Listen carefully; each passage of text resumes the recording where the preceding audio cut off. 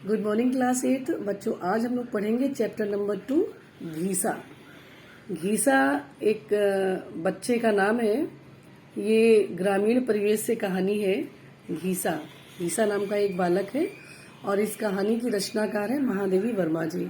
महादेवी वर्मा छायावादी कवित्री हैं और छायावाद के आधार स्तंभों में मानी जाती हैं। इन्होंने बहुत से सुंदर सुंदर ग्रंथ लिखे हैं, जैसे निहार, रश्मि, नीरजा, सांद गीत, दीपशिखा। बहुत से इन्होंने संस्मरण लिखे हैं, बहुत से रेखा चित्र लिखे हैं। इनके बारे में आप क्लास 9 में जब जाएंगे तो ज़्यादा जानकारी प्राप्त करेंगे, क्योंकि तब आप लोग इनका जीवन परिचय भी याद करेंगे। ठीक है। तो महादेवी जी को बच्चों से भी विशेष लगाव था, गरीबों से, और जो भी परेशान रहते थे हमेशा उनकी भी मदद किया करती थी। ग्रामीण अंचलों में भी जाती थी। इसके अलावा पशु पक्षियों से विशेष इन्हें लगाव था। इन्होंने बहुत सारे पशु पक्षी भी पाले हुए थे। तो आइए फिलहाल आज की स्टोरी पर आगे बढ़ते हैं और देखते हैं कहानी घीसा। सबसे पहले इंट्रोडक्शन देखें। प्रस्तुत रेखा चित्र में ये इनका एक रेखा चित्र है। ठीक, रेखा चित्र क्या होता है? जब कवि या कवित्री अपनी वास्तविकता और कल्पनाओं के माध्यम से एक ऐसा चित्र अंकित करता है किसी भी व्यक्ति या वस्तु के बारे में जो वास्तविकता के भी बहुत अधिक नजदीक होता है, उसे हम कहते हैं रेखा चित्र। यानी जिसके बारे में याद में, जब जो चीज किसी की याद में लिखी जाती है और थोड़ा बहुत उसमें कल्पना का पुट भी दे दिया जाता है। देखें, प्रस्तुत रेखा चित्र में घीसा ही इसका प्रमुख पात्र है। संपूर्ण रेखा चित्र घीसा के इर्द गिर्द ही घूमता है। घीसा एक ऐसा बालक है जो लेखिका के द्वारा पढ़ाए जाने वाले गरीब बच्चों में सबसे होशियार था। वह लेखिका द्वारा दिए गए हर आदेश का पालन करता है। वह अपना कुर्ता देकर लेखिका के लिए भेंट में तरबूज लेकर आता है। उसकी अबोधता, भोलापन तथा निस्वार्थ भावना से लेखिका बहुत हैरान होती है। अंत में घीसा भगवान को प्यारा हो जाता है। लेखिका को वैसा शिष्य ढूंढने पर भी कभी नहीं मिला। तो देखिए, ये स्टोरी है घीसा नाम के एक बालक की जो ग्रामीण परिवेश का है। तो देखिए, स्टोरी शुरू होती है यहाँ से। गंगा पार झूंसी के खंडहर में, झूंसी कोई जगह होगी, झूंसी के खंडहर और उसके आसपास के गांवों के प्रति मेरा जैसा अकारण आकर्षण रहा है।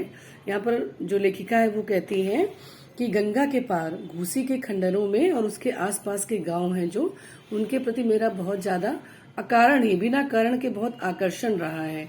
उसे देखकर भी संभवतः लोग जन्म जन्मांतर के संबंध पर व्यंग करने लगते हैं, क्योंकि बहुत ज्यादा लगाव रहा है। ये हमेशा वहां जाती रहती थी तो लोग व्यंग भी करते थे कि कोई पुराने जन्म का संबंध होगा।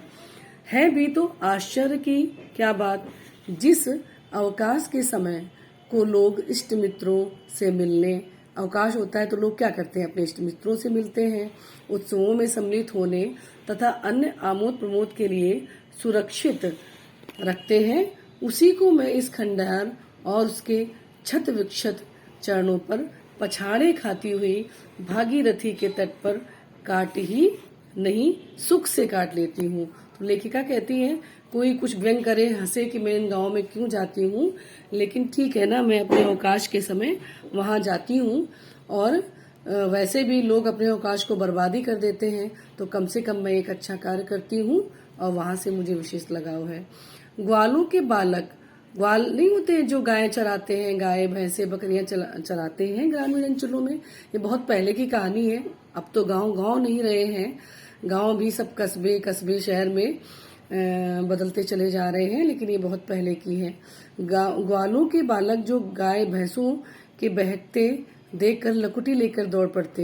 ये लोग गाय चराने जाते हैं ना, ग्वालों के जो बच्चे होते थे वो गायें और भैंसे चराने जाते थे, और जब वो जानवर इधर उधर भागने लगते हैं तो फिर ये लकुटी मीस जो एक लकड़ी होती है उसको लेकर पीछे दौड़ते हैं।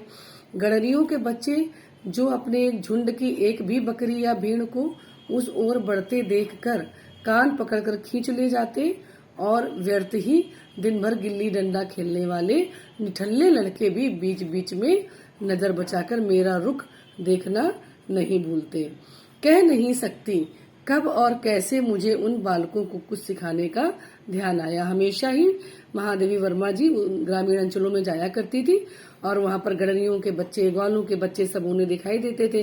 फिर एक बार पता नहीं कैसे उनके मन में ये आया कि इनको कुछ सिखा दूं, इन बच्चों को कुछ पढ़ा लिखा दूं, कुछ सिखा दूं। मेरे विद्यार्थी पीपल के पेड़ की घनी छाया में मेरे चारों ओर एकत्र हो गए। और वे जिज्ञासु कैसे थे? जिज्ञासु मतलब जानने की इच्छा जिनकी होती। कैसे जिज्ञासु थे वो, क्या बताऊं? कुछ कानों में बालियां और हाथों में कड़े पहने, धुले कुर्ते और ऊंची धोती में। कुछ अपने बड़े भाई का पांव तक लंबा कुर्ता पहने, खेत में डराने के लिए खड़े किए हुए नकली आदमी का स्मरण दिलाते थे। कुछ बच्चे क्या पहनते थे? अपने बड़े भाई की कमीज अमीज लंबी लंबी सी पहन ली तो ऐसा लगता था जैसे लोग अपने खेतों को जानवरों के झुंडों से बचाने के लिए उस पर आदमी नहीं बना देते हैं, मटका वटका लगा के ऊपर वस्त्र पहना देते हैं लंबा लंबा सा। तो कुछ ऐसे कपड़े पहने थे।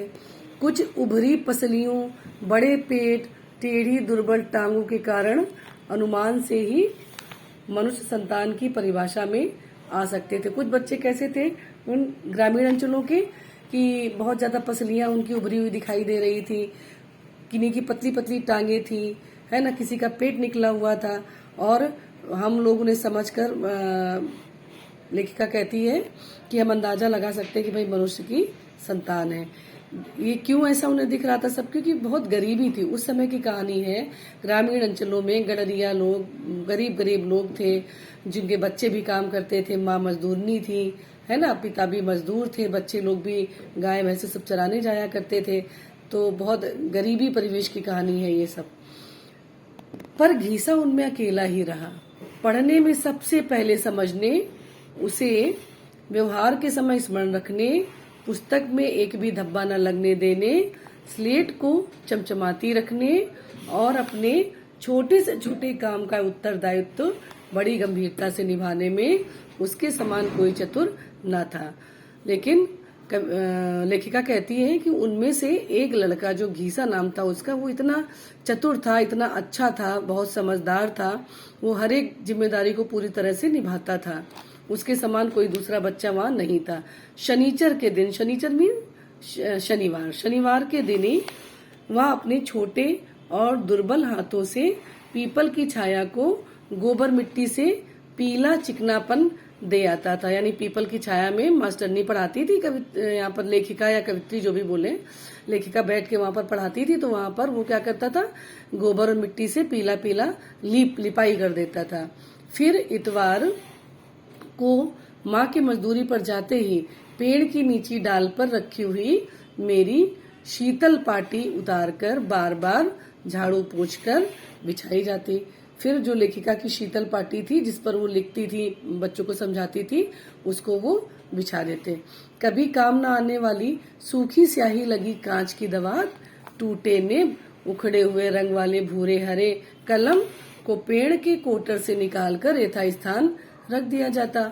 और तब इस विचित्र पाठशाला का विचित्र मंत्री और निराले विद्यार्थी कुछ आगे बढ़कर मेरे सप्रणाम स्वागत के लिए प्रस्तुत हो जाते। तो लेखिका बता रही किस तरह की क्लास थी वो, किस तरह की कक्षा थी जो बरगद के पेड़ के नीचे होती थी, किस तरह बच्चे पूरी व्यवस्था करते थे शनिवार के दिन और इतवार को वो क्लास लगती थी, है ना। एक पिक्चर भी दी गई है, आप देख सकते हो किस तरह से लेखिका बैठी हुई है। ग्रामीण अंचल में बच्चे पढ़ रहे हैं बरगद के पेड़ के नीचे।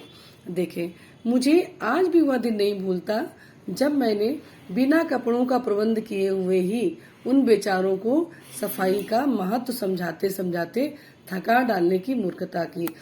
लेखिका कहती है कि मैं ये बात कभी भूल नहीं पाती हूँ कि मैंने कपड़ों का प्रबंध तो किया नहीं, क्योंकि वो गरीब बच्चे थे, उनके पास कपड़े तो थे नहीं, और सफाई का महत्व इन्होंने सिखा दिया, किस तरह से सफाई रखनी चाहिए, सफाई रखने से क्या क्या अच्छा होता है, किस तरह की बीमारियां नहीं होती, ये सारी चीज उन्होंने सिखाई। और कहती है ये मेरी सबसे बड़ी मूर्खता थी। क्यों क्या हुआ था जब इन्होंने सफाई कराई, बच्चों से सफाई का पाठ पढ़ाया। दूसरे इतवार को सब जैसे के तैसे ही सामने थे, केवल कुछ गंगा जी में मुंह इस तरह धो आए थे कि मैल अनेक रेखाओं में विभक्त हो गया था, है ना। कुछ ने हाथ पांव ऐसे घिसे थे कि शेष मलिन शरीर के साथ वे अलग जोड़े हुए से लग रहे थे। कुछ मैले फटे कुर्ते घर पर ही छोड़कर ऐसे अस्थिपंजर में रूप में उपस्थित हुए थे पर गीसा गायब था। मतलब इन्होंने एक दिन पहले सफाई का पाठ पढ़ाया तो सफाई करी सब बच्चों ने, सब गंदे हो गए। क्योंकि उनके पास और कपड़े तो थे नहीं, एक एक कपड़ा होता था, वो भी सब गंदा हो गया। तो कुछ तो गंदे कपड़े की वजह से ऐसे ही चले आए जिससे उनके अस्थि पंजर कंकाल शरीर दिख रहे थे। पता चला कि कल रात को माँ को मजदूरी के पैसे मिले और आज सवेरे वह सब काम छोड़कर पहले साबुन लेने गई। यानी उसकी माँ मजदूरनी थी, गीसा आया नहीं था और वो सब काम छोड़ करके उसके लिए साबुन लेने गई। अभी लौटी है, अतः गीसा कपड़े धो रहा है। ये बच्चों ने बताया मास्टरनी जी को कि वो गीसा अपने कपड़े धो रहा है, क्योंकि गुरु साहब ने कहा है कि नहा धोकर साफ कपड़े पहनकर आना। गुरु साहब कौन? जो लेखिका है वही, उन्हें बच्चे जो है वो गुरु साहब कहते थे। और अभागे के पास कपड़े थे ही क्या। जब घीसा नहा कर गीला गोछा लपेटे और आधा भीगा कुर्ता पहने अपराधी के समान मेरे सामने आकर खड़ा हो गया, तब आंखें ही नहीं मेरा रोम रोम गीला हो गया। उस समय समझ में आया कि द्रोणाचार्य ने अपने भील शिष्य से अंगूठा कैसे कटवा लिया था। मतलब लेखिका को अपनी गलती का एहसास हुआ कि हमने कैसे बच्चों को सफाई बताने का प्रयास किया। उनके पास तो कपड़े ही नहीं थे, मैंने तो कोई व्यवस्था ही नहीं की कपड़ों की। बेचारों के पास जो था वो भी गंदे हो चुके थे, तो बेचारे ऐसे ही आ गए थे, अंगोछा लपेट के आ गया, कोई ऐसे ही आ गया, है ना। तो वही लेखिका बहुत दुखी हुई। अब आगे की कहानी हम लोग अगले वीडियो में कंप्लीट करेंगे।